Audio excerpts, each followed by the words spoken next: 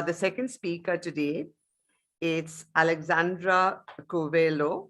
She is a PhD in the history of art on Namban art again, and its circulation between Asia and America. She is a professor at Nova FCSH Lisbon and is a member of the Art History Institute, IHA Nova FCSH. Her major publications include Interactions Between Rivals, the Christian Mission and Buddhist Sects in Japan. Must be fascinating. Would love to read this myself. And also on Namban folding screen masterpieces, Japan, Portugal in the 17th century. So the subject of her talk is going to be India materialized, South Asian textiles in early modern Japan. I think here again, we must really thank the Japanese, because when you travel in Japan, you find how they've been able to preserve pieces of really textiles much better than perhaps we've been able to do, perhaps climatic conditions or whatever in India. And, you found these masterpieces in different parts of Japan. One always knew about how popular Indian textiles were in the Western part of the world, but to know that this trade also extended to Japan, despite kind of Japan's policy of seclusion, perhaps in the Edo period. So now we look forward to your talk. I have to say over here, two of the things that I recall from my own stay here, my own stay in Japan, was that very often I was asked about sarasa. And initially, they're very surprised that I didn't know what it was. And so I educated myself on what sarasa was, because they associated that immediately with India. And then, of course, the famous Kyoto Gion Festival and the floats, which had Indian textiles. But over to you. Looking forward to hearing from you, Professor Curvelo. Thank you very much. Thank you for inviting me to this conference, especially Professor Sushila Narasimhan. And I'm going to present a paper and a abridged version of a paper that I have already presented before. I'll try to share my PowerPoint. I'm sorry, just... Okay.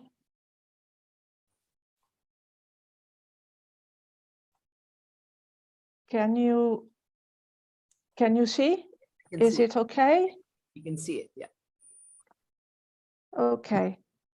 So by 1600, the weight of Asian textiles on board of the Portuguese Indian sea route, or Carreira da Índia, was massive. The Portuguese imported more than 800,000 pieces of cloth, and by 1620, the figure sums up 600,000 pieces. By contrast, the Dutch imported approximately 40,000 pieces per year in the 1620s, while English shipments were only a portion of the Dutch ones. Only in the late 17th century did English and Dutch imports of Asian textiles approach those documented for the Portuguese at the beginning of the century. Let me focus on the Black Ship. At the moment, it docked in Japan, the final location of a sea route that included in Asia, Goa, Malacca, and Macau. And these goods comprised, among others, silks, cottons, fabrics, porcelain, musk, and leopard skins, for instance. These merchants, as well as the people voyaging on board, resonated particular world geographies of intense commercial maritime activity with innumerable mercantile communities of surprising cosmopolitan urbanism and plenty of novelty. The most valuable good on board was Japanese silver, which was exchanged for Chinese silk. Silks were shipped to Japan and comprehended a diverse range of textiles, including brocades, taffeta, damask, or even bolts of silk or thread. These were unloaded from flatboats under the watchful eye of merchants. Other textiles with diverse provenance included cotton, among which sarasa and ganga. In Japan, folding screens depicting the great ship and the southern barbarians began to be made by Japanese painters in the late 16th century. We just heard the former paper for local warrior and mercantile classes. They are the main visual documents about the great ship, as well as the people and goods associated with it. In a territory in which the exotic came to include the Southern Europeans and the multiracial crew of the Black Ship, along with all of the goods transported, this became a favorite theme among a public interested in the novelty of these people and of what they brought with them. In the eyes of the Japanese, this ship came to symbolize fortune, abundance, and a distant and unknown world. The Kurofune is then the treasure ship, or the Takarabune, symbol of wealth and of happiness. These folding screens are also full of details regarding textiles and vestments. Missionaries and noblemen use mainly dark, grayish, and sober, rich textiles like smooth velvet or embroideries and brocades of Spanish and Italian origin, in accordance with the customs of the Iberian Peninsula. Black, a color in its own right, was, and to some extent still is, associated with authority, solemnity, and positions of responsibility. Furthermore, deep permanent black was extremely expensive and even difficult to obtain, and the color was more symbolic than real or tangible. As aristocrats and representatives of power, noblemen would dress and present themselves by their status. The same goes for the missionaries, the representatives of the authority of the church. By contrast, merchants are the ones who use some of the most striking textiles elements and can be identified by the use of colorful clothing with diverse patterns, very different from the European codes of dressing, as an analysis of the European painting of this period can attest. Moreover, the patterns and colors of the fabrics depicted in these paintings point out the different origins of the textiles. From India, Southeast Asia, particularly Indonesia and China, which are signs or aligns with the practices of commerce implemented by the Portuguese in the Asian maritime networks. Additionally, a series of accessories like handkerchiefs, whistles, chains, glasses, hats with large brims, and rosaries help to complement an image in which the very posture of individuals reveals their social position. This will be a very peculiar way of dressing in Europe of those times, as colors that were too rich or ostentatious were forbidden to all those who had to present a dignified appearance. Along with polychromy, two strong contrasts and striped, checked, or rainbow-colored clothes were prohibited as they were considered not appropriate in Europe. If we look at the images of the low-ranking people at the folding screens of the Namban folding screens, the ones who accompanied these merchants, such as interpreters and lower on the social scale, the slaves, we can observe that they dress either in a colorful way or in cotton with geometric blue and white patterns, such as the ones that I am showing here.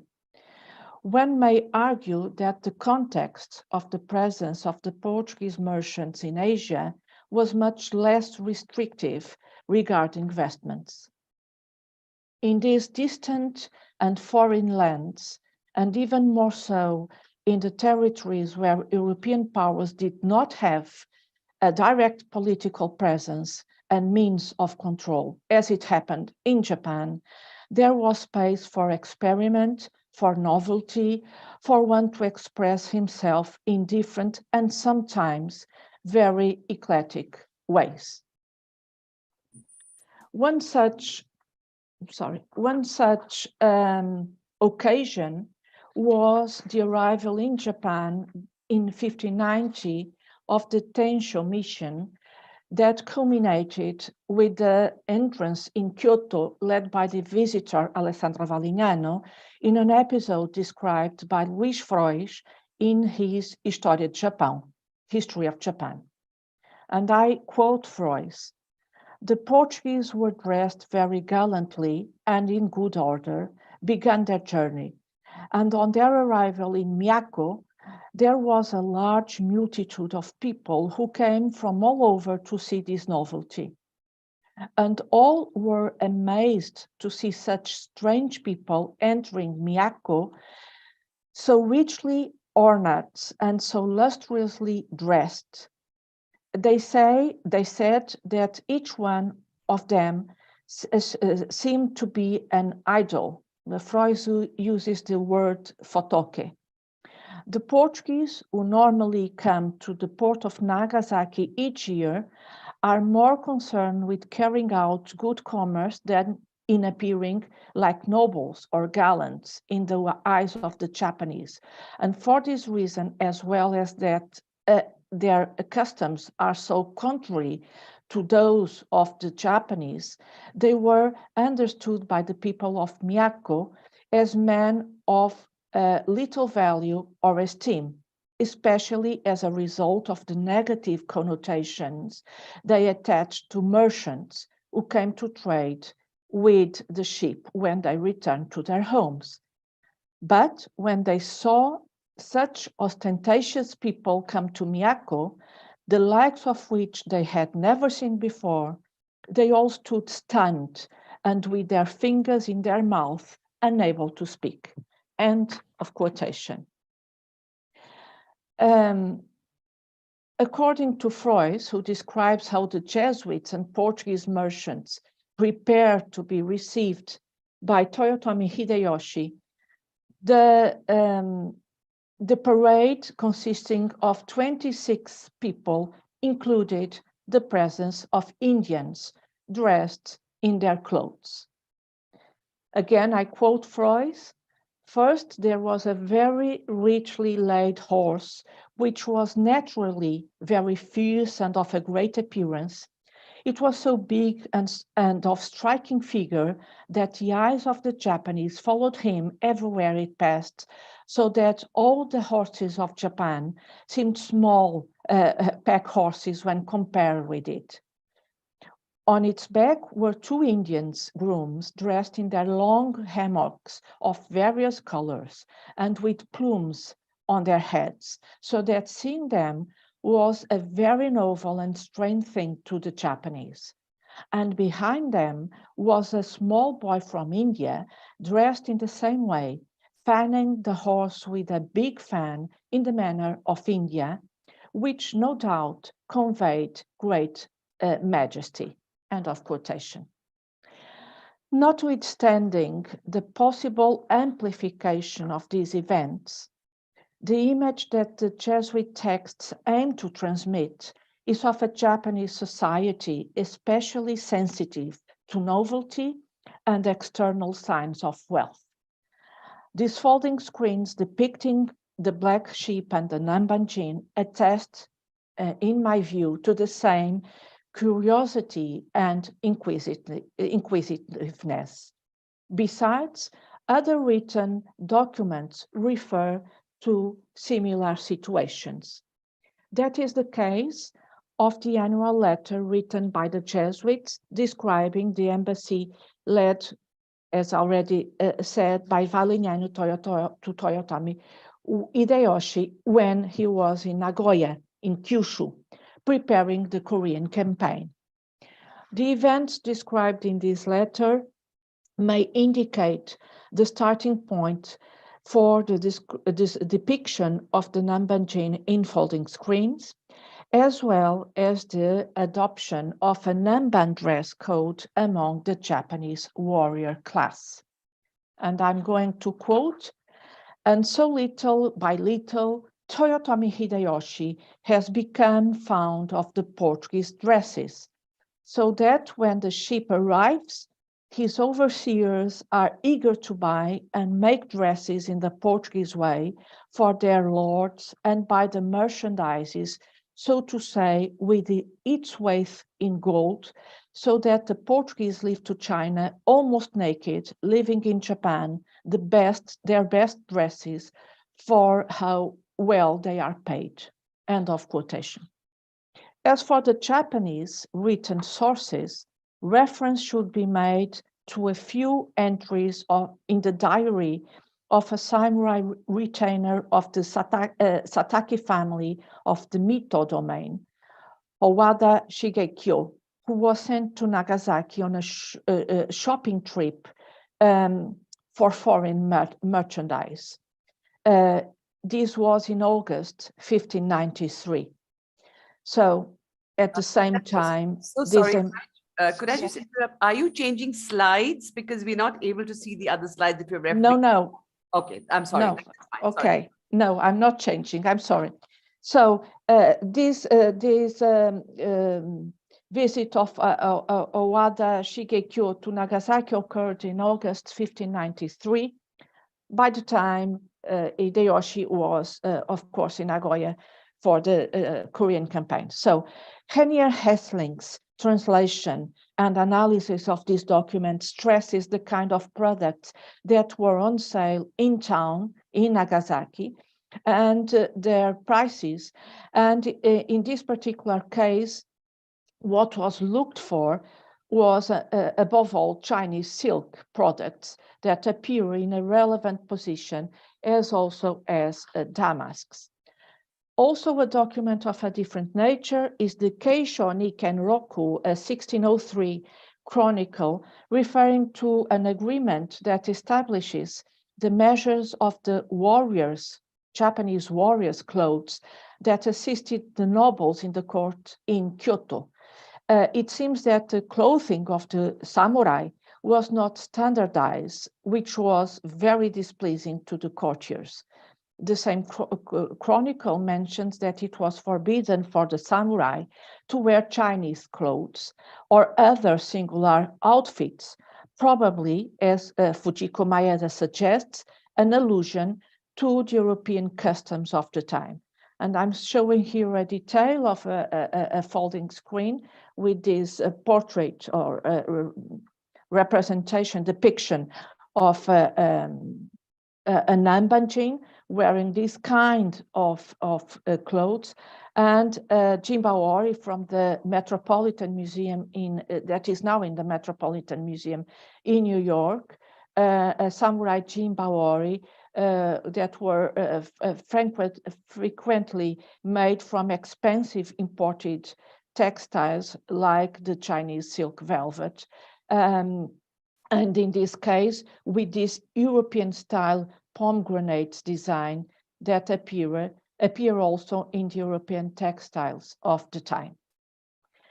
The appropriation by the Japanese warrior elite of a way of dressing on certain occasions in the manner of the Nambanjin must be associated with the image that in Japan was being constructed of this barbarian or foreigner.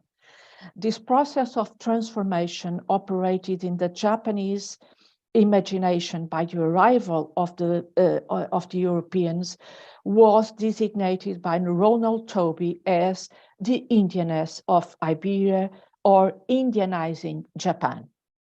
The Nambanjin from the beginning associated with India and the Indians, including religiously, in a misconception that took a few years to clarify, were tamed by Japanese society through a complex process of appropriation that included imitating their dress code and adopting certain elements, such as hats of European shape as well.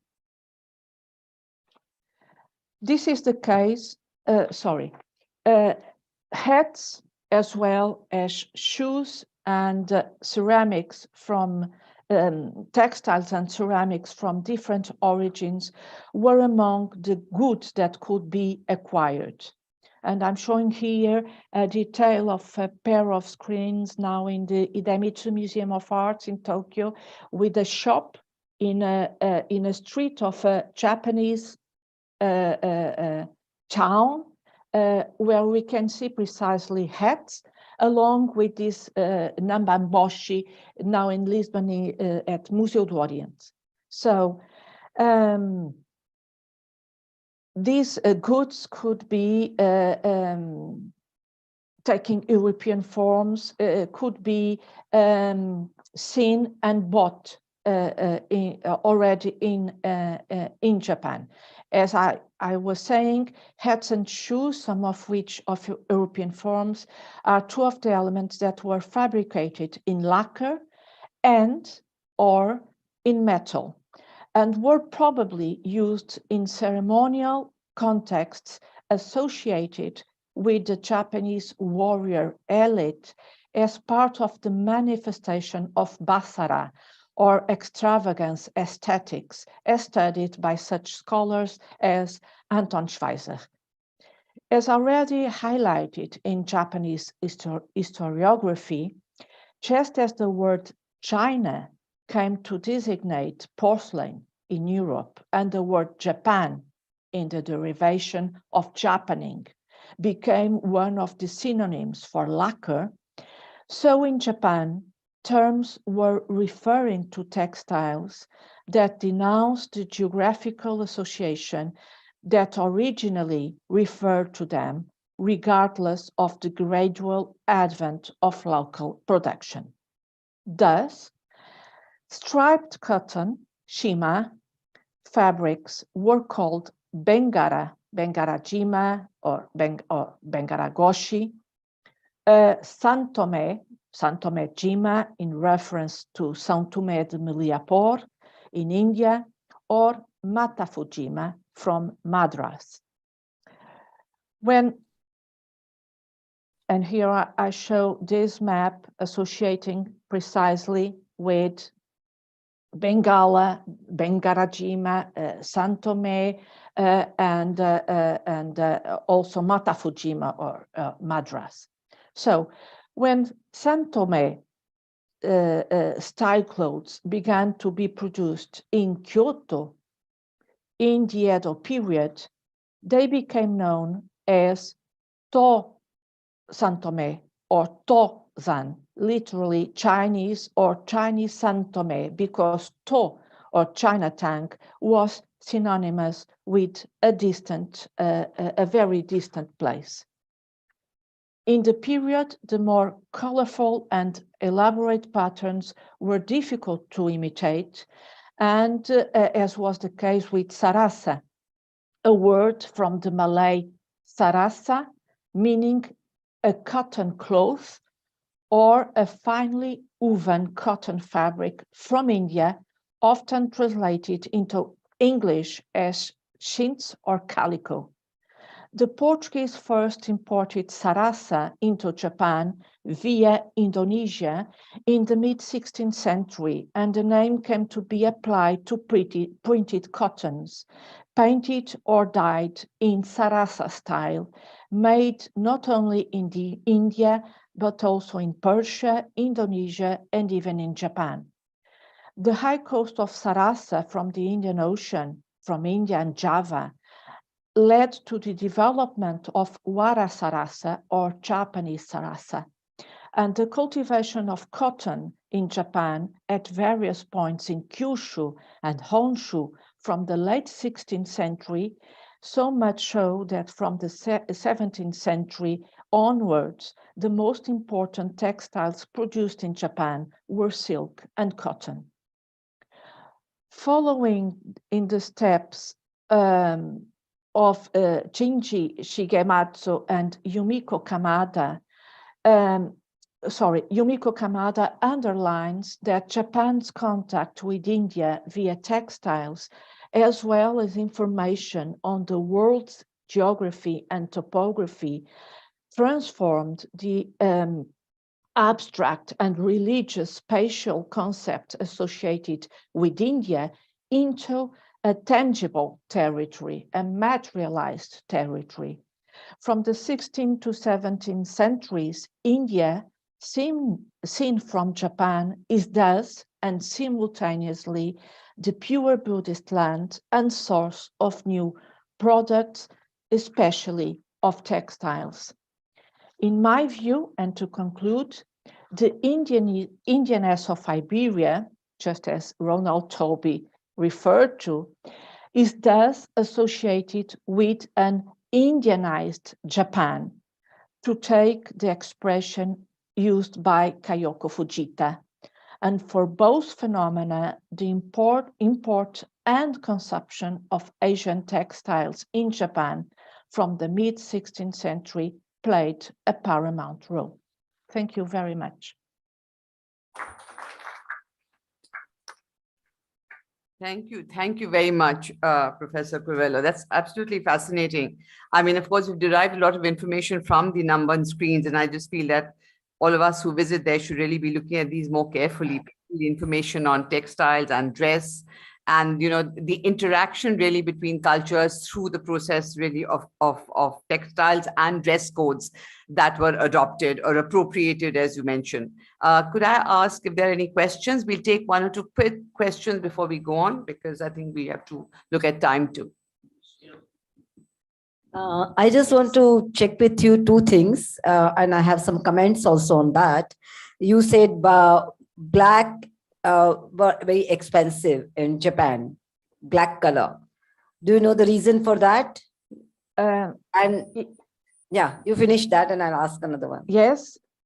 I was referring to obtaining black in Europe. Black was very difficult, a very difficult color to obtain, and especially to maintain. So black clothes easily and very rapidly, in a very fast way, would lose their lustrous color, because it was very difficult to fix black as a color. Yes. It was in Europe, but not in Japan, right? I know this information for the European textiles. Yes. Yeah. Actually, even in Japan, black was supposed to be the king's color at certain period of time, and therefore it was very expensive at that time. And then there is a sarasa, when you said, is a Malay word.